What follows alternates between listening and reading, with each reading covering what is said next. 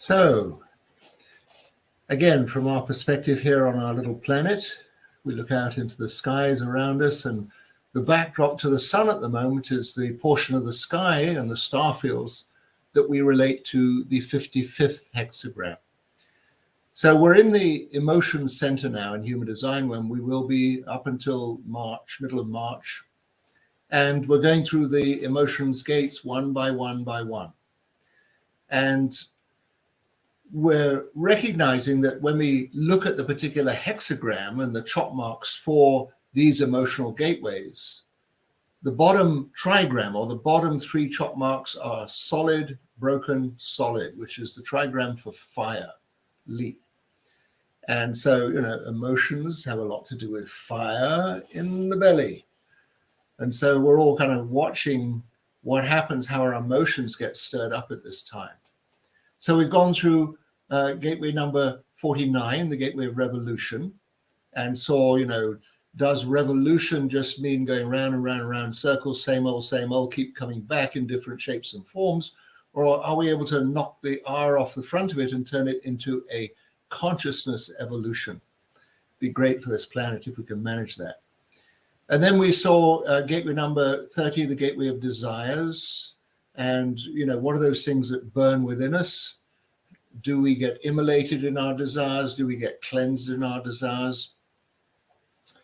And now we're moving on, and we're going right into this whole thing of abundance, whole different scenario. And we can look at this particular hexagram in two ways. We can see it as the nature of, what is abundance? We're living in an abundant universe. But what does that mean exactly? And so we align the 55 also with spirit, our spirit nature. Spirit can only be abundant. It only knows of an abundant universe. It doesn't know of these things like economy or shortage or limitations or can't do this, can't do that. And so the whole flavor of abundance, when the sun goes in there, in this time, it's just opening us up and see, there's everything to play for here. And we're also seeing spirit is not in any way reasonable. Not reasonable, not rational, doesn't know about the rule system here on planet Earth. So if you've got this 55th gateway in your design, you'll know there are certain instances in your life where it's like, what I'm embracing here in my life really doesn't make sense. It's like, who invented these rules? Who gave us these restrictions? Because the spirited nature knows nothing about any kind of restriction. So it is part of the channel, the 39 to the 55. This channel I choose to call the full emotional spectrum. Nose in the mud, head in the clouds, and everything in between. The whole context of what I could say spirit drives us through. All the different potential life experiences that are available to us, the highs and the lows, the ins and the outs, the massive depression to the pure ecstasy, the agony and the ecstasy. So it's all in there. And so the great thing with this nature is not to get attached to the moods, is to watch the mood swings. Because, you cannot give a reason to being down in the dumps with this particular channel. It's totally unreasonable. It's not somebody's fault. It's not the weather's fault. It's just, my mood keeps changing and I have to keep watching it. And that's the great thing of being able to watch what it is that goes on with the changing spirited moods. So here we are, the gateway of abundance. And we see it also the unbreakable spirit. And those of you that have the 55th gate, or somebody with that 55 in their design, it's almost like whatever happens to them, in the end, they always find their way through. They have an unbreakable spirit. And it's just, Earth plane offers us some very kind of weird experiences sometimes, like fighting and wars and violence and all kinds of crazy things. And the 55 just somehow sees the way to go through. It sees partly the reality of it, but partly a greater sense of meaning in it all. And so when we talk about abundance, it's a feeling, it's a sensation. And you can try this if you like. I mean, I'm not saying you're going to have $1 million to put in your pocket, but you can feel like a millionaire with $1 in your pocket or with $1 million in your pocket. You know, you can also feel absolutely miserable with $1 million in your pocket and absolutely thrilled with $1 in your pocket. You know, it's a case of the moods. It's a case of the spirited presence in it. So here it says, a spirited nature is not reasonable, but has the means to access abundance and exuberance in all arenas of life's expressions. It's completely unreasonable. On the worst of possible situations, the spirited nature can be in a state of utter celebration. Completely unreasonable. And in the best of outcomes possible, the spirit can be down in the dumps. It's just can't tie itself into anything in particular. So it's a very, very important thing to understand about this, our spirited nature. Yes, ultimately, we're a body with a spirit. There's a spirit around us somewhere or other. Whether you have this gate, it just gets accented in how you do stuff in life. And you'll see, if you've got the 55th gate, sometimes your behaviors are, I'm going to use the word, outrageous. It's like completely off the wall. Where did that come from? Why are you doing this? It's like, do I have to explain myself?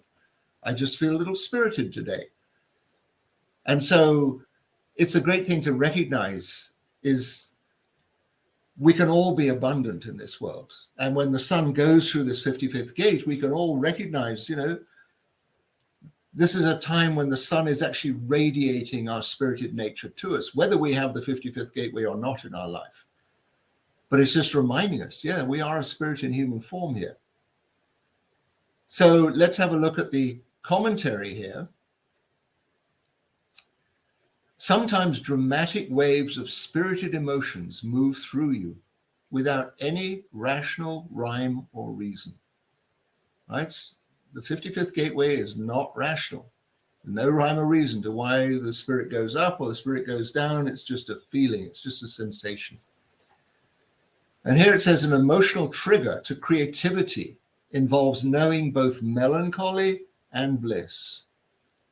If you've ever been into art, you'll find sometimes the greatest art will come through you when you're just out of it. You're not in the mood to engage or be social or anything like that. And you look at the great artists of the world in the past, you know, and you read their biographies and stuff. It's like, how do they do it? How do they do it when they're in a totally depressed state of life and all of a sudden they come out with a miracle on canvas or a miracle in music?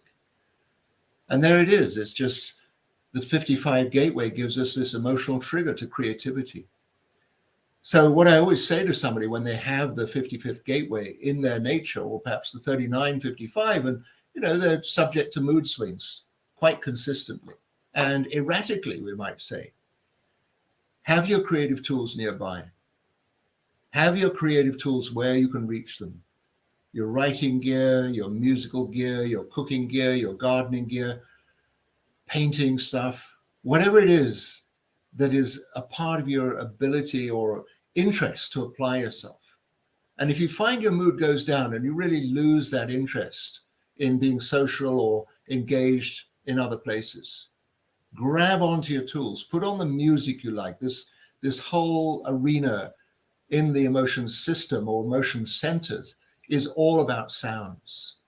Put on the music that matches your mood. Put on something that inspires you or takes you deeper into yourself, and cut loose with your creative tools and see what happens. And allow the spirit to play through you and see what you come up with, and be prepared to surprise yourself. As I say, spirit is not reasonable. And sometimes when we go really down in the dumps, that's where the best diamonds are, deeper inside the earth, you know, really down there. And so the same with us. Some of the greatest things that we can put forward into the world is when we're really not in the mood for anything else. So there it is. There's a bit of the challenge. Let's have a look at the lines. 6 lines in the 55th hexagram. The first line is the line that's called relating. And remember, all first lines always hold the energy of the hexagram as a whole. It's like the foundation piece of it. being open and available to those of like mind and sentiment. So we're saying the 55 in its nature is unreasonable. And I'm not going to say the world is totally reasonable by any manner of means, but there are some people who are very set on the rules and certain ways of behavior, and they don't necessarily have a lot of room to expand into unreasonable behaviors, unreasonable sentiments. And so the first line with the 55 is saying, look, there are some people going to get you and really appreciate you, appreciate the potential creativity or whatever it is that you bring with you, and some people are not. And it's just about realizing. Some people, sadly, have lost touch with their spirit. Whatever happened, maybe the family did not allow for spirited expression. Or, all of a sudden you get plugged into a belief system and you're not allowed to do this, you're not allowed to do that, and already the spirit feels diminished. And it can very often happen, people surrender their spirited nature very early on in life. So the 55 with the first line is basically saying, look, the sun's going to go through this for a little while. And it's opening up that whole thing, but to realize, you're feeling in a spirited mood, be aware that a lot of people are not going to have that same mood. They can't plug into it. They can't attune to it. They won't allow themselves to be released out of the rules and regulations that are laid down in life, the collective concepts of life. You connect to others on a similar wavelength, right? The spirit is very much on a particular wavelength. We might say it's a very high potential frequency. Even if the energy or the moods go down, then the frequency can be a very, very high frequency, spirited frequency. So you connect to others on a similar wavelength, or you seek out company for purely social reasons. And it's just to say, both are okay. In a social context, the spirit will still shine through. But it's just to see, maybe it's a slightly modified approach to who you're going to engage with. Jupiter here, you promote abundance through aligning yourself with those of a similar disposition. Promoting abundance. So whether that's on a financial level or a spirited level or a creative level, right? You find those that are in a similar frequency or a similar range of interest that you have. We're talking 55, we're talking outside of the mainstream, right? Venus here, you align with others out of a concern for sociability rather than mutual growth, right? Sometimes there's a temptation to want to tamp down on the spirited nature and this abundant expression, just to be able to get along and fit in.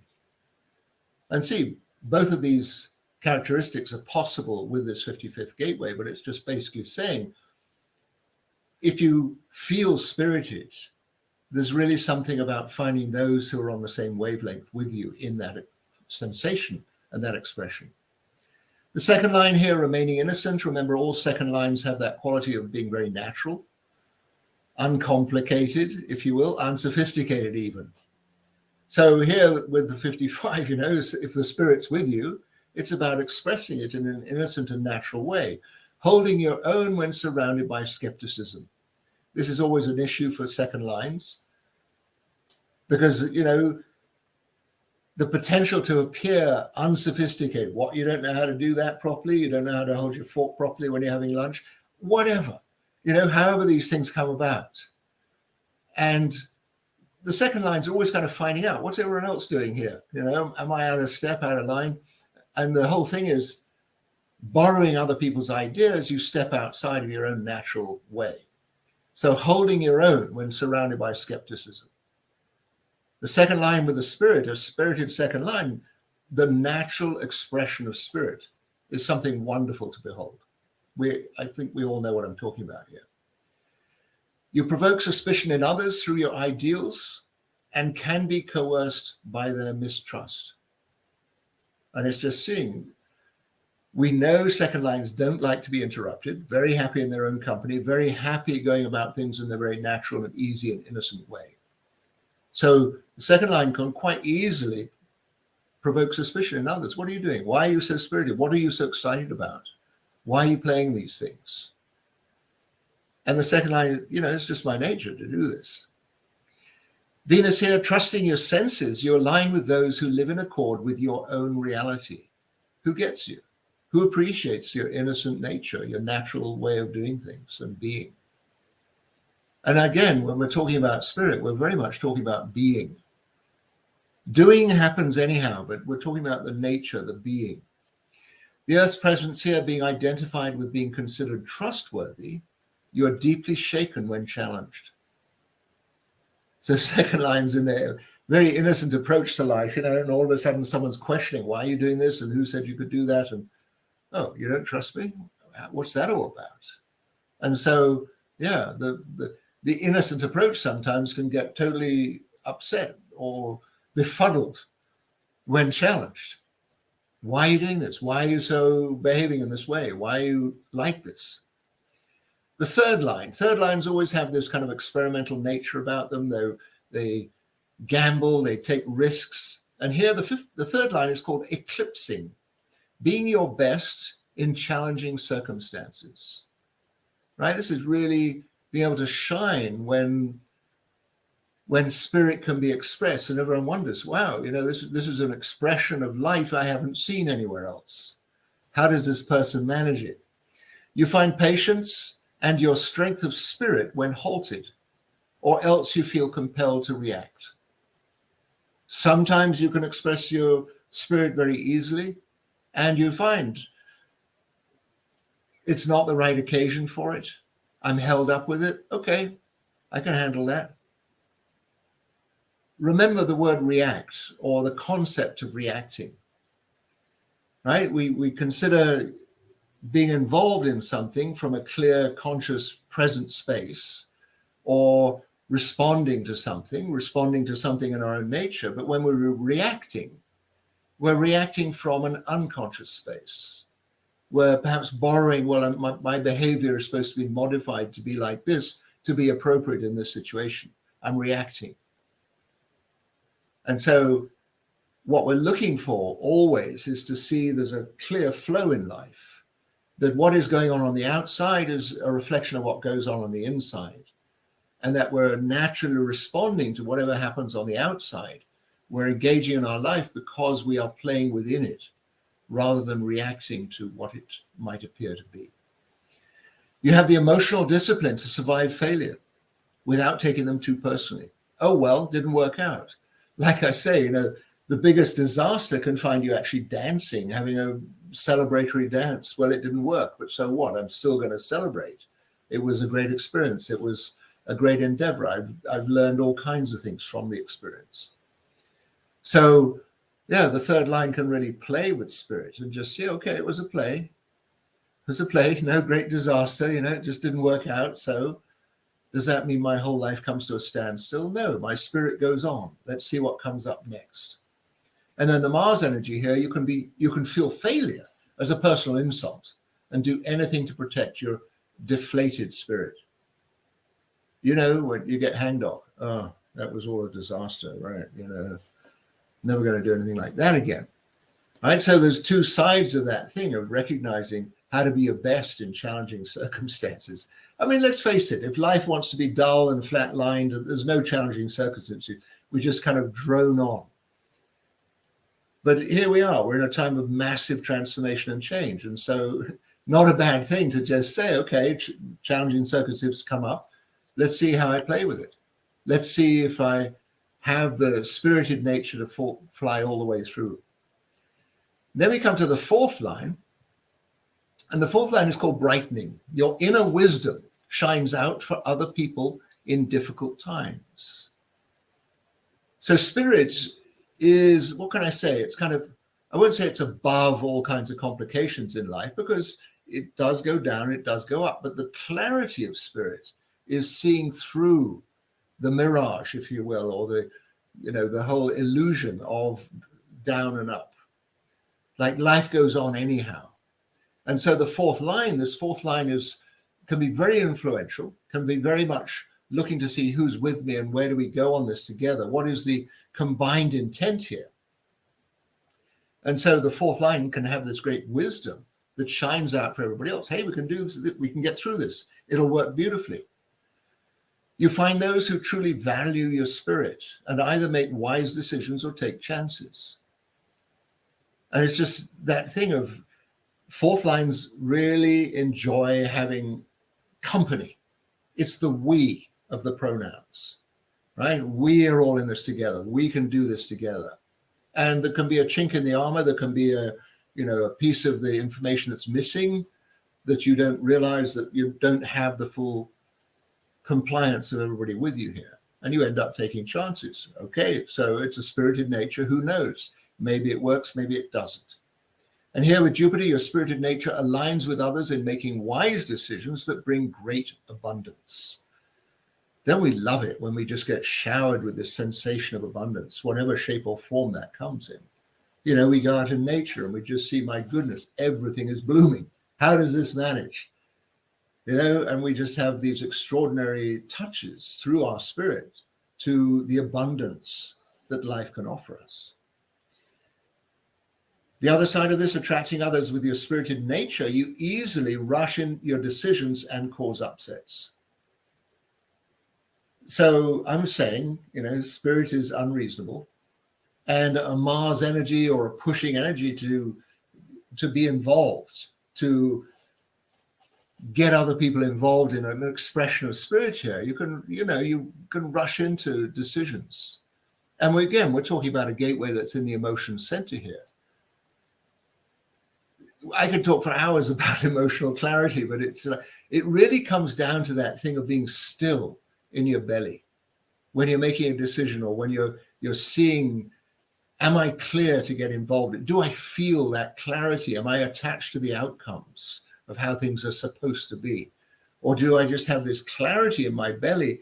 I can go forward with this.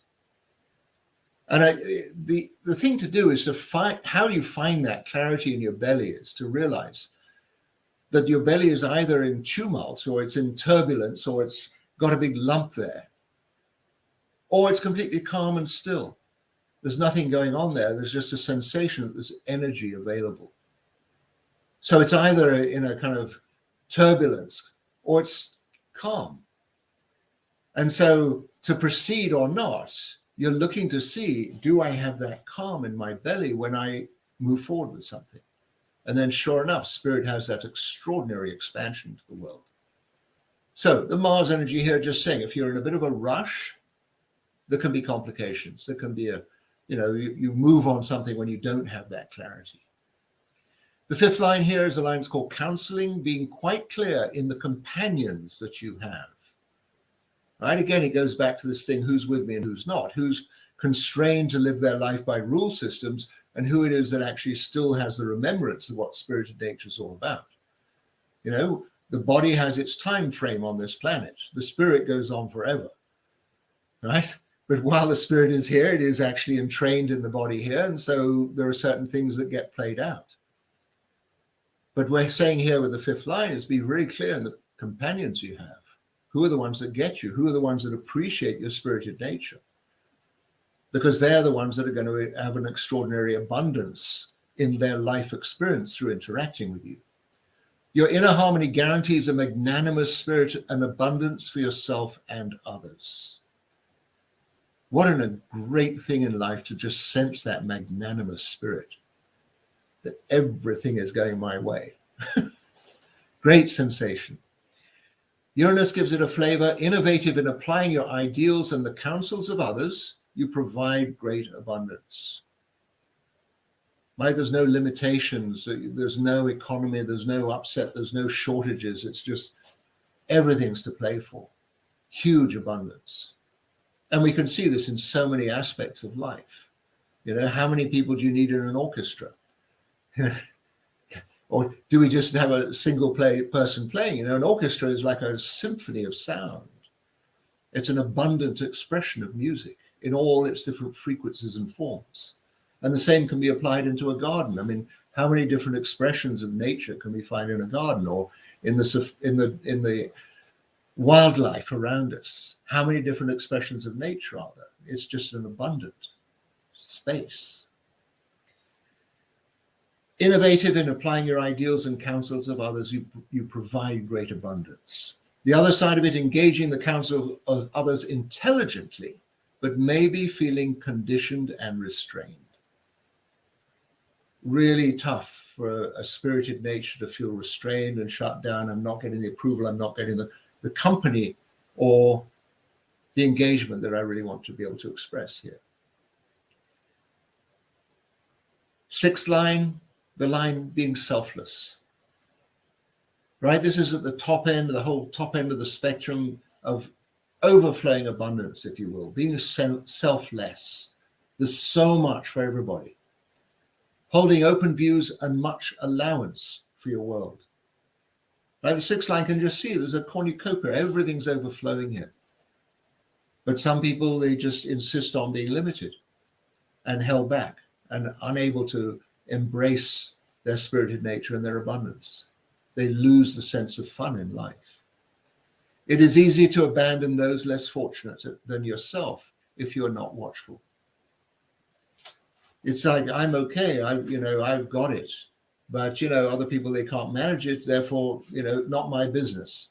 And so it's very easy to leave other people behind. And we see that very much played out in the world, the multi-billionaires and everybody else. And I'm not saying, there's anything wrong with it in particular. It's just there's an imbalance. There's a massive imbalance, and sooner or later something has to shift to make the balance come right. So there's a degree of responsibility in this whole approach to being abundant in life. Can we share an openness of spirit? You have the discipline to use your abundance to further the lives of yourself and others. That is one side of the sixth line, that there's enough for everybody. More than enough for everybody. And the other side of it with the moon, if you take yourself too seriously, you'll miss much of the fun that life offers. And here it is, I've met in my life many miserable millionaires. They don't have to count for anything. They don't have to engage in anything in particular. They got it made in a sense. They don't have to do anything more in life except appreciate the abundance that has come their way and express it and expand it. And yet somehow or other can't find the fun in life anymore. It's all too serious. So ultimately, that is the nature of the 55th hexagram. It's recognizing we're looking to have, what can I say, an unrestricted sense of freedom in life, that nothing needs hold us back. Can we be the spirit in human form? The spirit that is multidimensional. But here in 3D, it's a little thick, it's a little slow, it's a little solidified, fossilized even. And how does the spirit deal with this? And so while the sun is in the 55th gate, we have a lot of opportunities to see, can I remember my spirited nature in all of this? Can I be an abundant presence here in this particular part of my life?